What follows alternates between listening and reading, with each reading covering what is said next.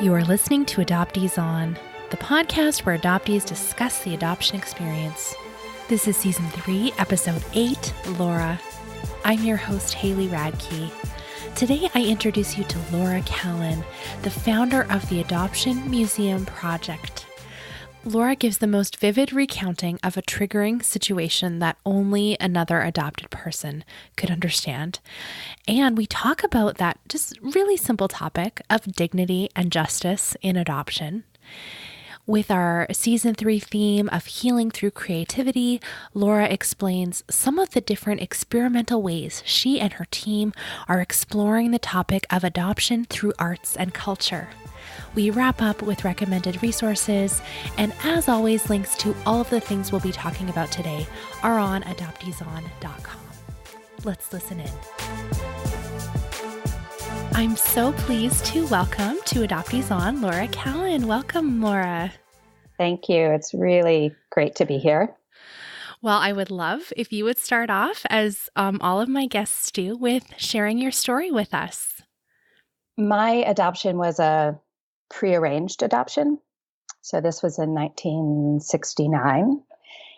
And my first mother had arranged through Catholic Social Services to relinquish me for adoption. And this was in Michigan. And what I learned, and this was later on in the story as I was doing my search, but learned that I spent the first 2 weeks in foster care. And my understanding is that this was an individual woman who would foster babies in her home. And I spent, the first 2 weeks there. And I have a letter that she wrote about me at that time. And that's the evidence that I have about those 2 weeks. And it's still a mystery to me why I was in foster care for those 2 weeks, because the adoption was prearranged. But I did go home to my adoptive parents, and I grew up with two brothers. So my older brother by 2 years and then a younger brother by 5 years. We were all adopted from different families. And the kind of just to briefly share the narrative, I was told that I was adopted when I was 5. And I have a really vivid memory of that moment. And I don't have a whole lot of memories from childhood, but this is one that I have always retained, that my older brother and I were told that we were adopted. And this was a conversation with my mother. And the reason that I know I was 5 is because my younger brother was going to be coming home. And so there needed to be an explanation for that. And it was a brief conversation. And that was really the end of the conversation about adoption in my home, in my growing up. So it was not something that was discussed. And I learned not to bring it up. And not because it was said by my parents not to discuss it. And I think many adoptees have this experience. But in all the ways that we learn how not to ask questions and what things are out of bounds, I learned not to ask about this. So I grew up not talking to my brothers about adoption, not ever meeting another adopted person, at least that I was aware of.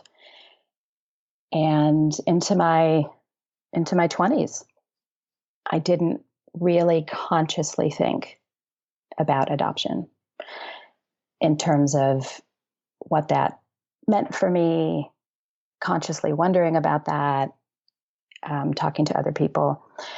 And in my 20s, I did decide that perhaps adoption had something to do with who I am and how I navigate the world and how I have relationships and make choices. And so I decided to search.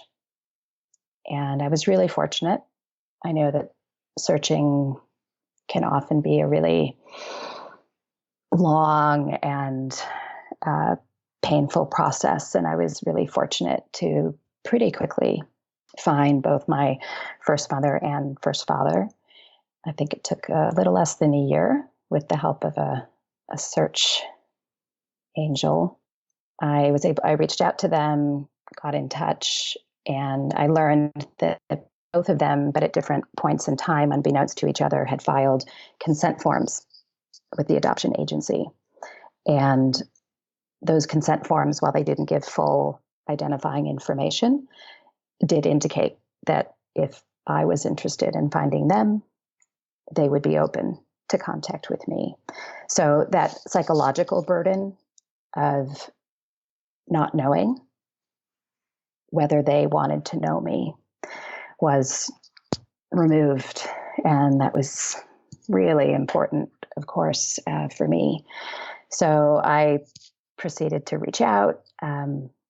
We had those first very thrilling but awkward and terrifying conversations on the phone. And I have remained in touch with my first father.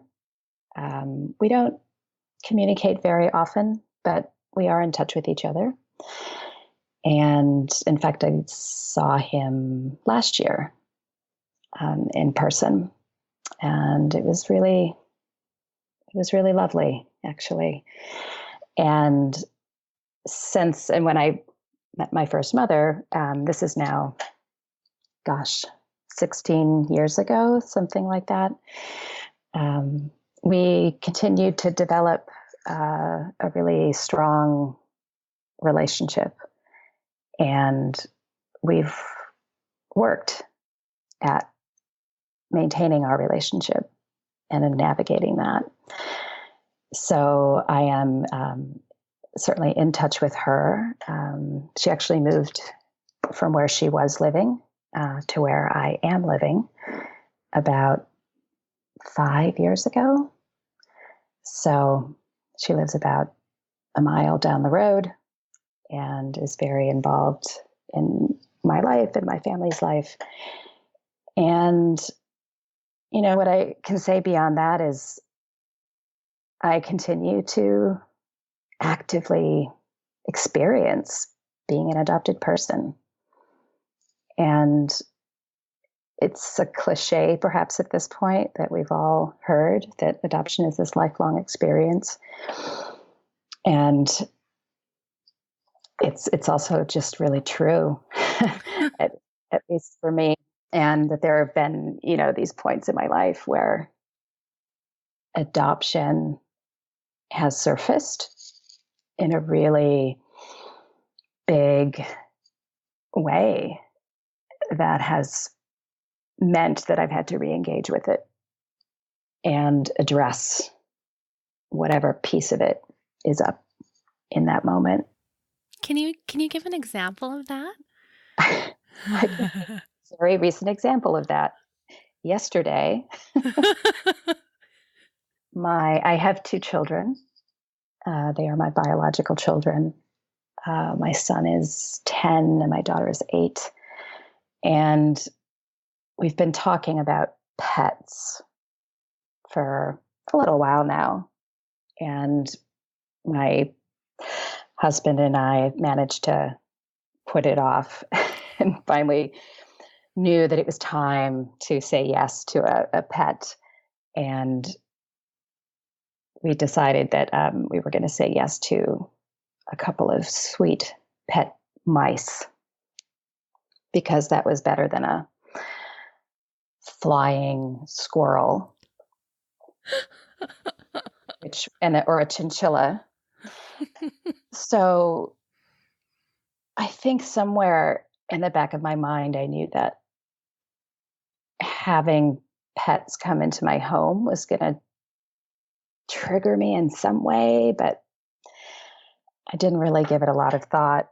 And my husband and my daughter came home with these 2 mice, and I just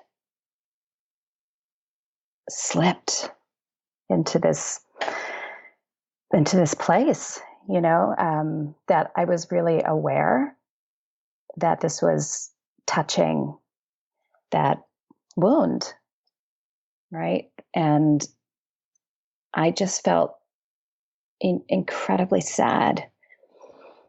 And I'm sure that my kids was somewhat puzzled by my reaction and what was going on. And I was trying to make it seem like it was not a big deal.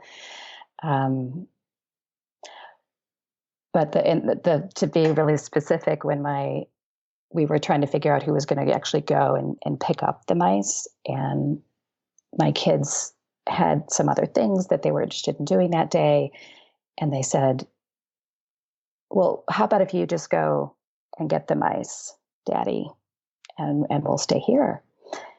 And I was outraged by that. And I thought, you can't just say, bring me some mice, and then they just appear in our house like you've ordered them. And it was just this, kind of a reaction that was much bigger than it should have been. And of course, they're asking this very simple question, and I'm seeing it through this lens of adoption. And then a couple hours later, my son is playing with the mice, and they have that plastic ball that you can put the mice inside of, and then they can roll around inside of it. Truly one of the highlights of having pet mice. And so my son is trying to put the mouse into the ball, and this tiny, furry, quivering creature keeps trying to climb back out. And my son keeps trying to put the mouse in, but he keeps trying to climb back out. And my heart is just breaking. And I'm saying to my son, he doesn't want to go in the ball. You can't force him to go in the ball. Stop putting him in the ball. Behind these words, right, are just these intense feelings of me and what I imagine I might have been feeling, or what other adopted people might be feeling when we don't have those words and we're so vulnerable. So that was just yesterday. I think that's the best description of a trigger I've ever heard. I mean, the most thorough. When you started, I was like, I don't understand, but I feel it. I feel in my stomach right now.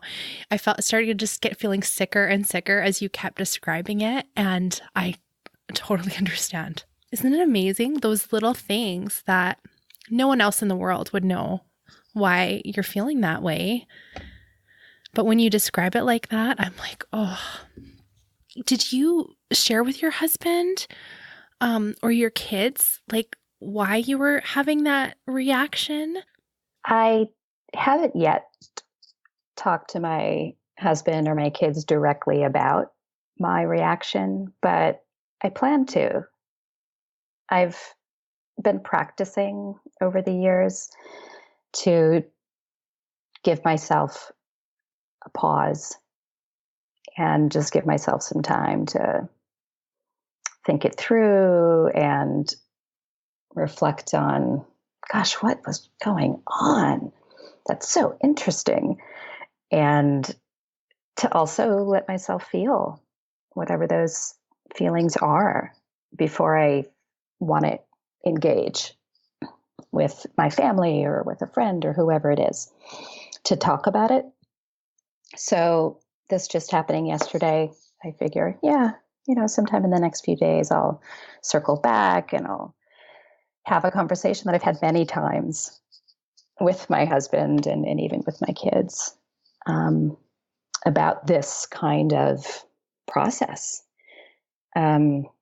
So it is something that I try to do in my family. It's actually one of the ways that my first mother and I navigate our relationship is by having this kind of very honest conversation about whatever has come up And it's not always really heavy. Sometimes it's something we can laugh about, but I find that sometimes it feels a little bit like I have to force myself, but pushing myself to go back and to talk this through, particularly with the people who are very close to me, has really been very helpful. But I do need to take some time first for myself. Okay, that sounds like a very healthy strategy. Can you tell us, how did you get to this place where you can do that, where you can pause and look at the situation and think, okay, what is this bringing out for me? And like having those steps and giving yourself permission to feel the feelings. I mean, that sounds like a really healthy place to be in.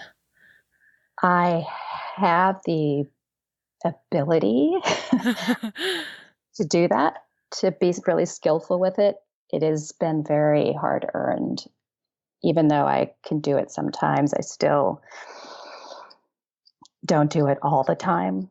And I screw up so many ways, and regret so many moments. You know, what I can say is that it has only been in the last 2 years that I feel like I have been able to develop a couple new skills that support me. You know, I would say that is largely a result of a couple things: therapy since my 20s, when I did first decide to consciously think about and work on my adoption experience, and working on the Adoption Museum project, and being diagnosed with dysthymia, which is a chronic depression, and choosing to take medication for that. And that was a profound step for me. Not just the diagnosis, because I, in the end, had to diagnose myself, which is a whole really difficult process to have gone through after years of therapy. When you are reaching out to people who are professionals and trained, and you're trusting that they see you and will offer you the right kind of help. But once I realized what was going on for me, and had been going on for me for years and years, most of my life, and decided to take that step of taking medication, it was kind of like the third leg of the stool. And it's really transformed my life. I'm so glad for you that you've figured out that that's something that will help you. And the third leg of the stool, I mean, that's a good picture for it. Yeah. So just the last 2 years then is when you feel like all of these things have kind of come into place. Sorry, I should say all of the skills you were talking about, developing these skills to navigate different triggers and all the special things that we adopted people have. Yeah, I think, the therapy gave me a lot of practice with being able to develop a vocabulary around my ideas and my feelings, and just being able to take a moment or an experience and kind of run it through a mental, filter, and to be able to go back and kind of analyze what was going on in that moment. And certainly just, logging hours and hours being listened to and heard by and seen mostly by somebody who, for the most part, could really understand what I was talking about. So I think those are some of the ways, that therapy was really helpful to me.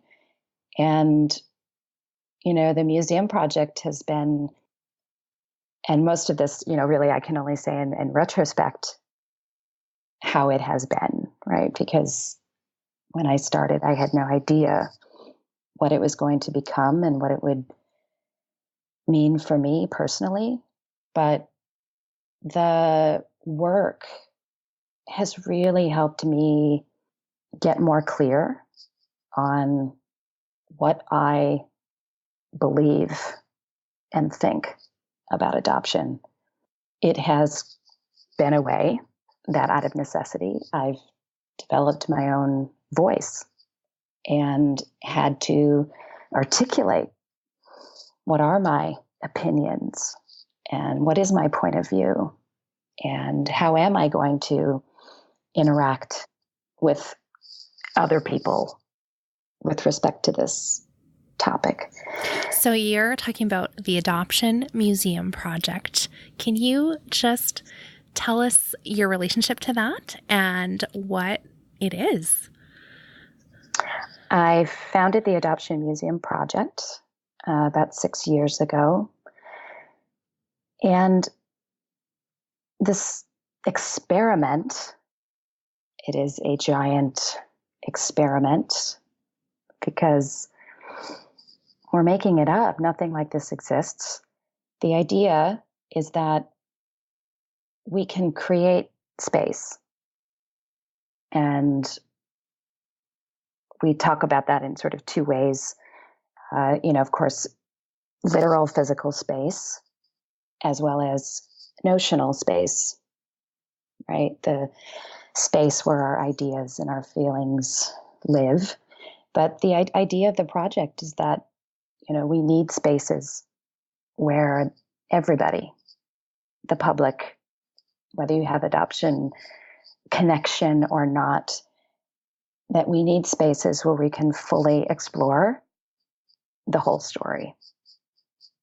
And the whole story of adoption is something that we have to have if we're going to have justice in adoption. So this was really created as a social justice organization in the form of a museum, an institution that is developing arts and culture projects and programs. So that's the form, right, that we're choosing to use to contribute to the ultimate goal of justice in adoption. Can you unpack that a little bit? What do you mean by justice in adoption? That small matter of justice in adoption. It's such a huge, complicated idea, isn't it? And all I can offer is my point of view and what the Adoption Museum Project sees around that. And I have incredible respect for many, many others who do work that is related to justice within adoption. And there is, of course, a long history of people who've been involved in that work. So again, for my co-conspirators out there, when we talk about justice in adoption, we're referring to the idea that everybody involved in adoption should experience dignity and justice. So one of the first kind of premises in there that I want to point to is that we believe that there is a place for some kind of social practice like adoption. And there are people, within the adoption community who are working to completely dismantle adoption or to abolish adoption. And I think that's a completely valid objective for people to be fighting for, and a very valid point of view. It's not the one that we have. I think that there will always be some situation where a child does, in fact, need a family who is not their own biological family. And I would want for there to be some solution for that child. So part of our belief is that something like adoption needs to exist for those very rare situations, but it needs to be done in almost a completely different kind of way. And I think about this as a sort of a two-step process, that we need to first reckon with how we have practiced adoption and how we currently practice adoption. And then we need to redesign. And I think you cannot figure out what is that better way until you have first looked back at how we've been doing this, at the history of this practice. And we also sit with what's happening right now. So this idea of kind of reckoning and redesigning is part of what we believe needs to happen. And then again, going back to the way we see justice in adoption, and I talk about it's justice for everybody. And by that we mean adopted people who are the most impacted.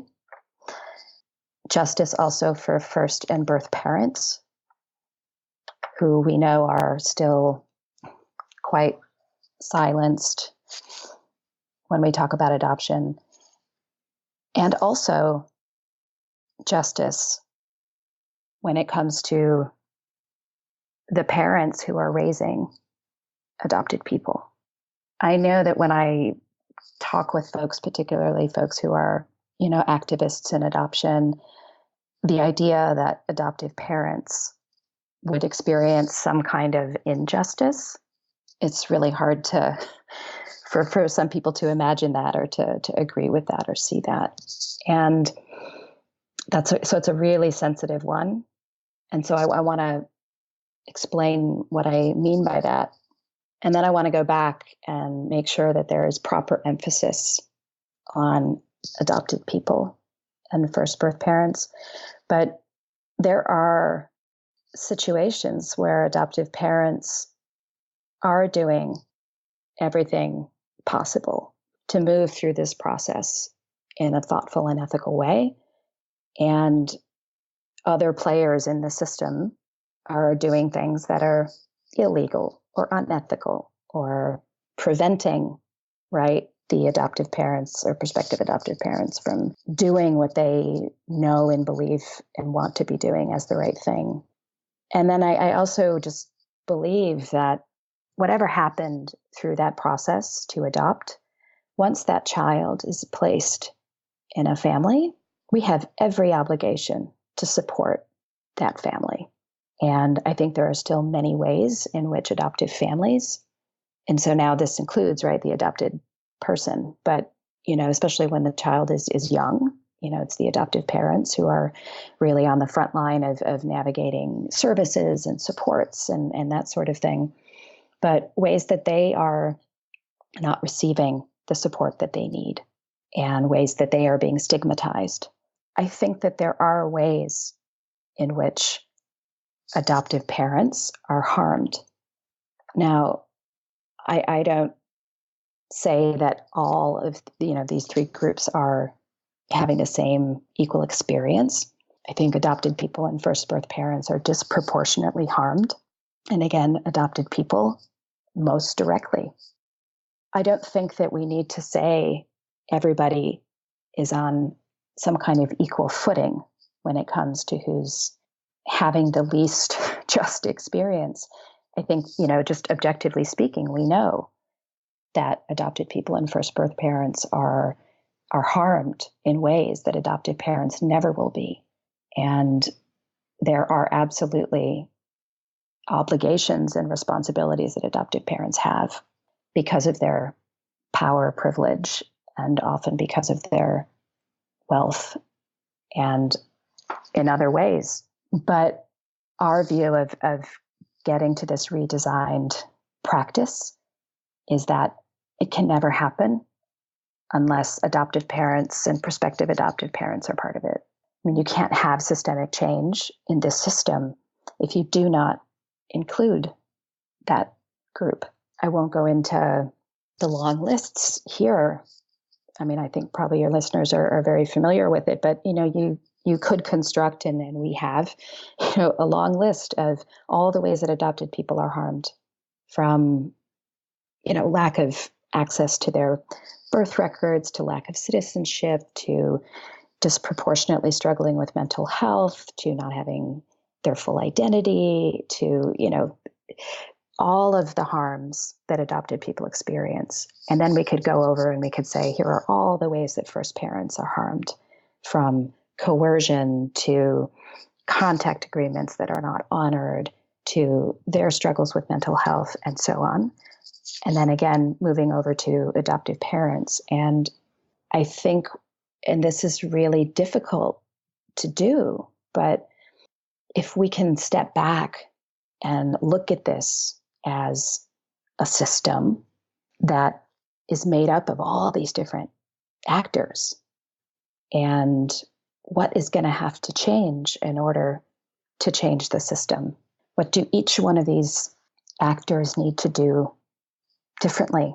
It's one of the reasons that, the work that we're doing with Adoption Museum Project is engaging, involving, speaking to, working with everybody who's involved in adoption. And that goes beyond, of course, adopted people, first parents, and adopted parents, right? It includes ultimately, as we move forward and have the resources, it includes agency professionals, and it includes policymakers, and the really long list of people who are involved in the practice of adoption. So as you're looking at this it's a big goal to reform the system. But looking at the Adoption Museum Project and the focus on expressing these three things through arts and culture, and we've, have this series on creativity and healing through creativity. Can you talk a little bit about that? What are some of the ways that you are educating people about the history of adoption and about how adopted people are affected with this, the citizenship issue that's happening in the U.S. right now, and et cetera? Can you talk a little bit about that in the creative space, the work you're doing there? And I do want to say as well that we have a very clear vision of what we believe should happen in adoption. And we also know that reforming the system, redesigning the system does not happen single-handedly by anyone. We're really clear that we have our piece and our contribution that we want to make. And even that work is highly collaborative. We don't do anything really entirely on our own. So we're just one of many, many, many individuals, organizations, coalitions that would have to work together to get to systemic change. And, our contribution is within this museum form, environments, and, why arts and culture? Because these are different ways in to the adoption idea, to the adoption experience, that these are ways, when we're being our creative selves, that we can open up to ideas in a different kind of way. We can actually imagine what a redesigned practice of adoption might look like. We also define creative space and arts and culture really broadly. For us, it's any form of human expression. And really, I think there are many, many museums today that could use that same definition. And we tend to use language that says, this is an arts museum, or this is a science museum, or we use that term culture. And I think that tends to narrow the different types of activities and experiences that could happen inside of a museum space. And again, in many cases, what is already happening inside of lots of museums. So it's exciting that any form of expression could be used to enter these questions about adoption and sit with them and explore them. So, whether that's visual art, or it's an oral history, or it's a panel discussion, or it's a dance performance, it's a dialogue, all of that counts. And all of these are different ways in. And so we've been experimenting, in our 6 years of doing 20 plus projects. And we've tried to intentionally develop projects that use different formats so that we can learn. It's like, what happens if we have people visit an exhibition and then have a follow-up workshop? Okay, now let's see what happens if we just do the public program part. Okay, now let's see what happens if we do something just online. So we're always looking to experiment with these different formats. And each one offers different opportunities for people. And because, adoption is has extreme diversity on every level and affects such an extraordinary diversity of people, it just follows that you would have to be, over time, offering a really diverse range of types of activities and experiences that would feel inviting and interesting to people. So our upcoming project, it's happening in Minneapolis. There's going to be an event on December 12th in Minneapolis called Conjuring Other Ways Home. And this is a culminating event of a series of 3 workshops that were done in November. And the topic is Black adoption. And we're doing this project in collaboration with an amazing organization, Black Table Arts, which is run by a genius artist, adoptee named Kino Evil. He's the founder and director of Black Table Arts. The workshops were inviting anyone who identifies as Black and has an experience of adoption to attend a workshop and write poetry specifically, with guidance and support from the community and from teaching artists. And then the event that's happening on the 12th at the Illusion Theater in Minneapolis is going to be a community gathering. It's open to the public, including the family, kin, friends, allies of people who were in the workshops and people who have an experience of Black adoption. And there'll be readings and a panel discussion and a chance for dialogue. So that's happening December 12th. And we are in the midst of developing our next ambitious project, which is called History Lab. And History Lab is going to launch in the spring of 2018.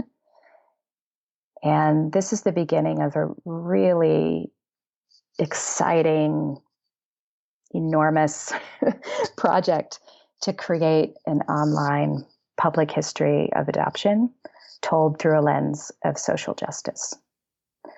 And we are going to start with I have something called, goosebumps. yeah, we're just so thrilled Oh, to be collaborating with so many brilliant people on this project, um, and how it started, and conversations with Ellen Herman, who created the Adoption History Project. But we're beginning with just one small piece that we're calling History Lab.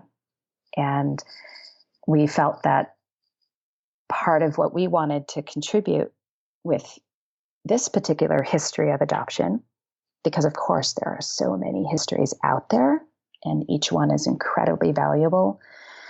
And we're doing something unique with ours.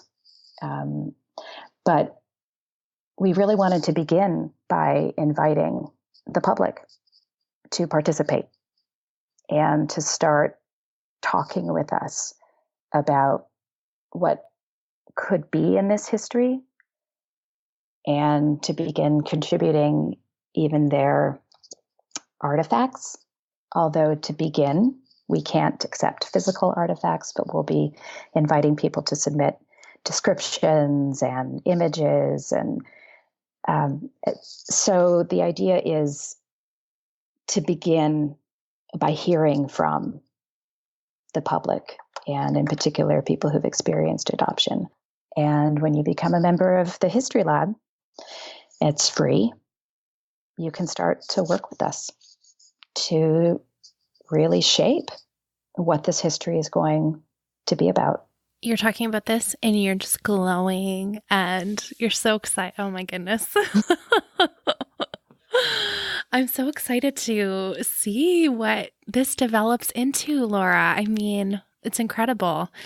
That's something that I feel like is so lacking in all of the activism space, is just, I mean, we really only know about what's happening right now. And then a lot of us have heard about the 60s scoop.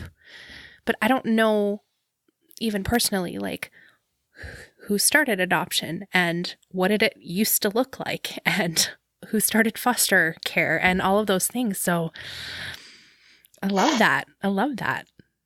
Yeah, we have a real focus at the Adoption Museum Project on context, right? And so we talk a lot about the importance of the personal story, which you are right in that zone, right? One of the folks who is helping to surface individual stories of adoption. And we have to have that. And we need more. And so there's this need for personal stories to continue to come to the surface. And at the same time, we feel that putting those stories in context is really also essential. And that the two really need to kind of go hand in hand. But as we look out there in the big, wide world of adoption, there's very little context. And for us, context is certainly, there's historical context, and that's what the History Lab is focused on. But there's also the system. So what is the system of adoption? Who's involved in that? How does that work? That kind of understanding is really missing, as well as the context of all these other social forces that are connected to adoption. So adoption does not exist on its own in some sort of separate universe.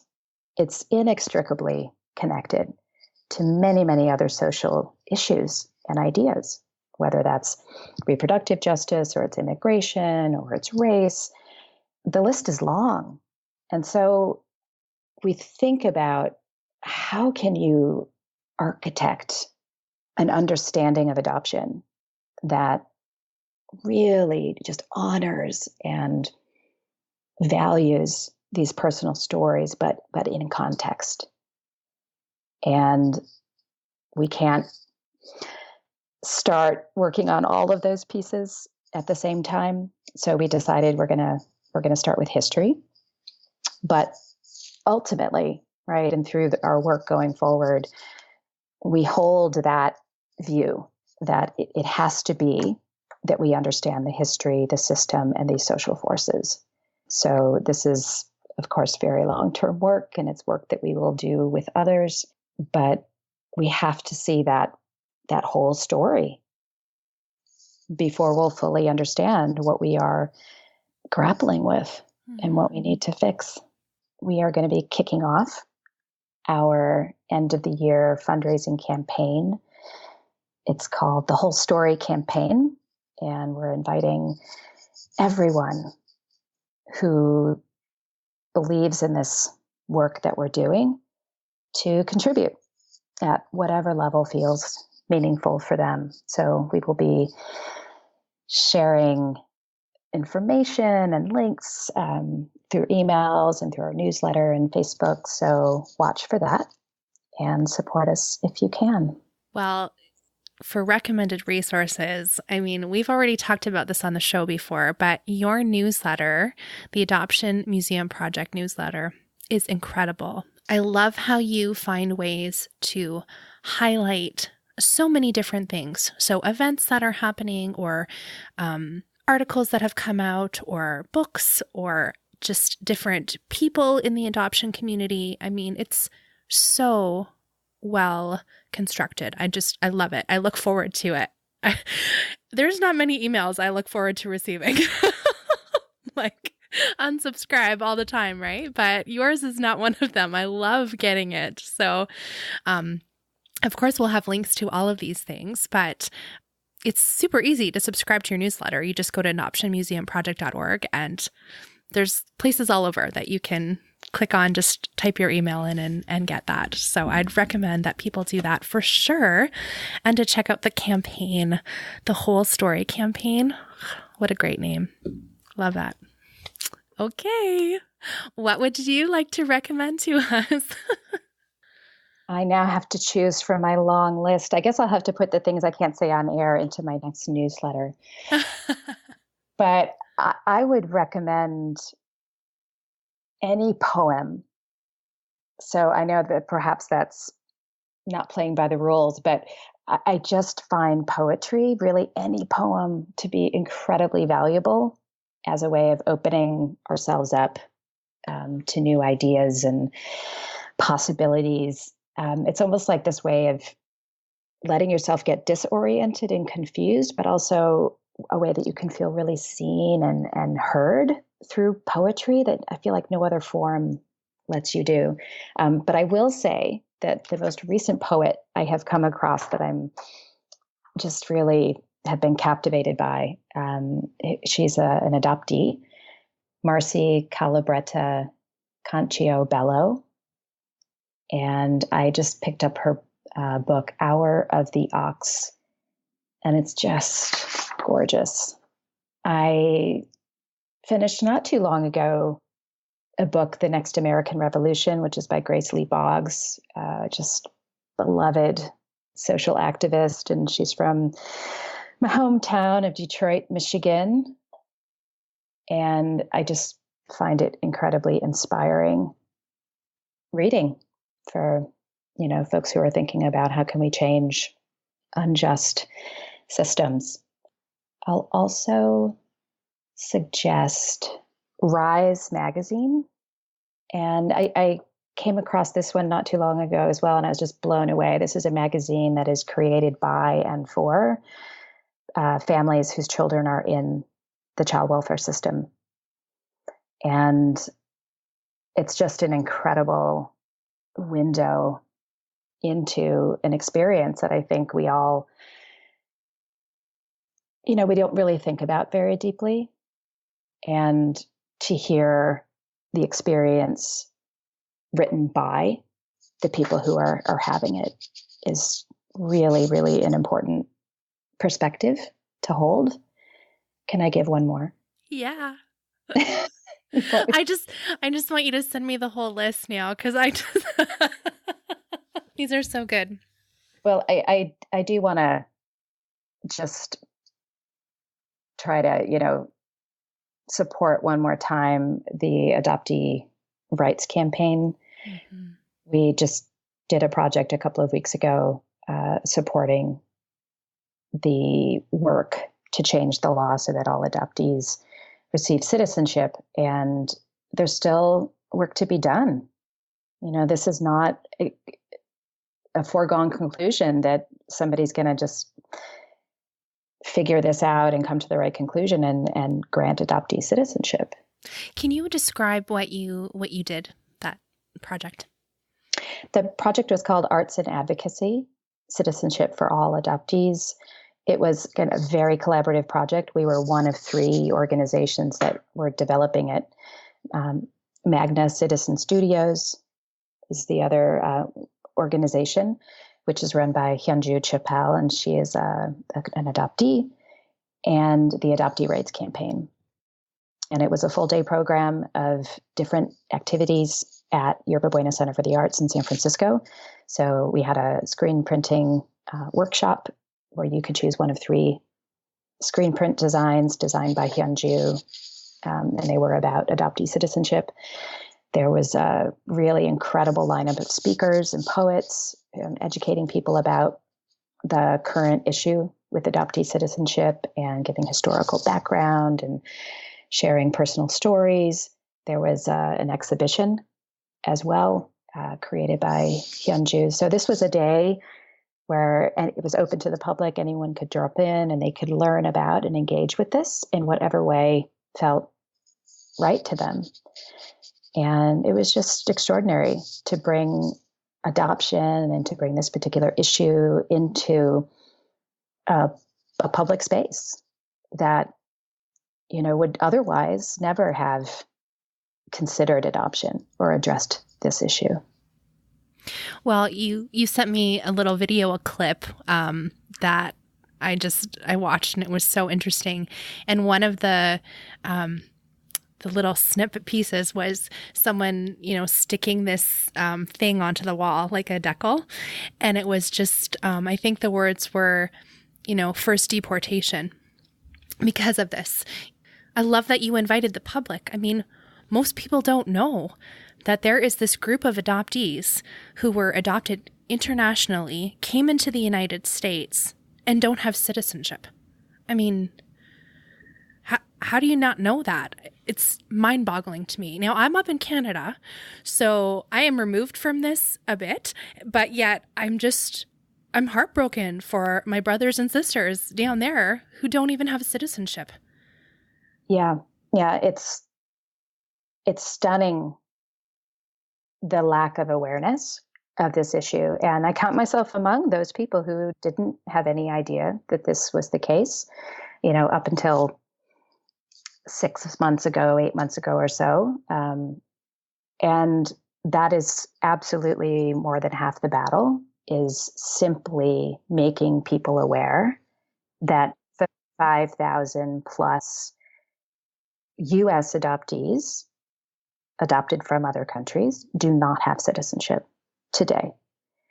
And the moment you tell somebody that, they're shocked, can't believe it. Well, that's just wrong. That needs to be changed. So it's not that it would be hard, right, to persuade someone that this is an injustice and it should be fixed.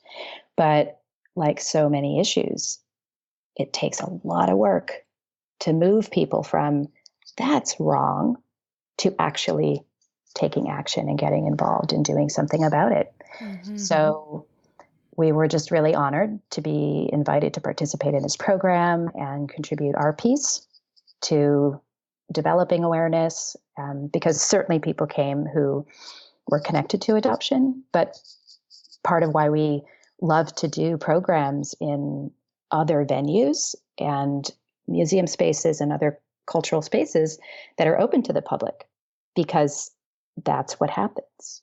People walk by, they step in, and they would have never otherwise thought about adoption, but now they're learning about it. So I would just really encourage all of your listeners to learn a little bit about this issue and do what they can to support changing the law. You can go to adopteerightscampaign.org and find everything there that you need. But, and this is just one of many, many, many issues, right, that needs to be looked at, thought about, and figured out. I'm not suggesting that adoptee citizenship is the most important issue over others in adoption. This is not a competition. I think we need to, again, begin by understanding the whole story. And then I think, right, what calls you? What draws you? What are you most interested and passionate about working on? Go do that, because there is no lack of need.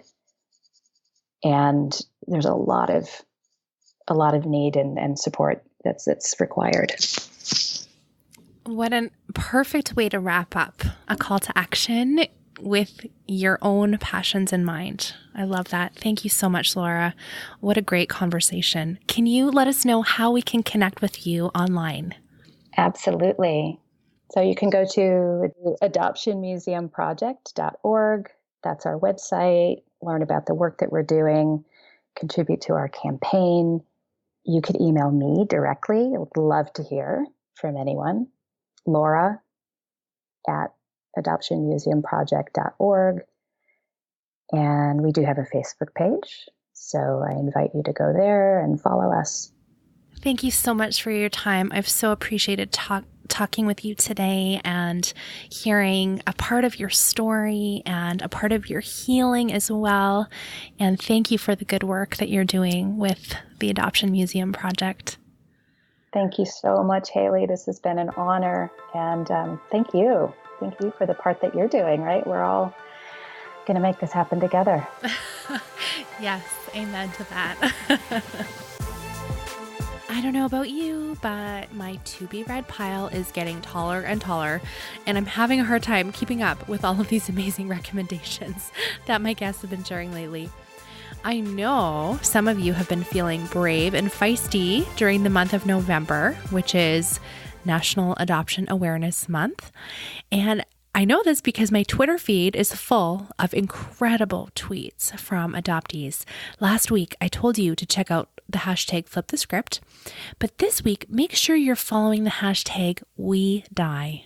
Yes, we die, as in death. There's a Lost Daughters article up with an explanation behind these chosen words, and I'm sure this won't come as a surprise. It's about adoptee suicide rates and also the ways our identities figuratively die. I'll put a link to that article in the show notes. And if you search the hashtag on Twitter, you'll see some really incredible advocacy work being done there. So that's hashtag WeDie. This episode is brought to you by my incredibly generous Patreon supporters. If you feel that the work I'm doing with this podcast is valuable, I would be so honored to have you as a partner with me. I'm a mere 11 supporters away from being able to hire an editor, and Patreon is a crowdfunding website that takes monthly pledges to help me sustain this podcast, and all the details are on adopteeson.com/partner. There's some rewards for becoming a patron, including a secret adoptees only Facebook group.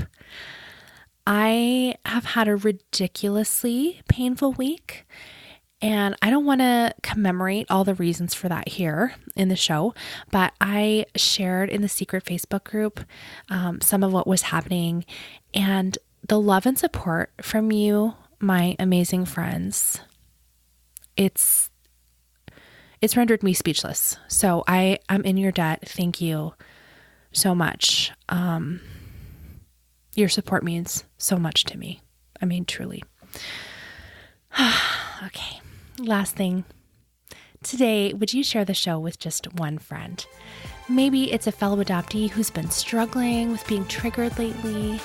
When you meet them next for coffee, share Laura's My Story with them and ask for their phone, and you can show them how to download the show. Thank you for listening. Let's talk again next Friday.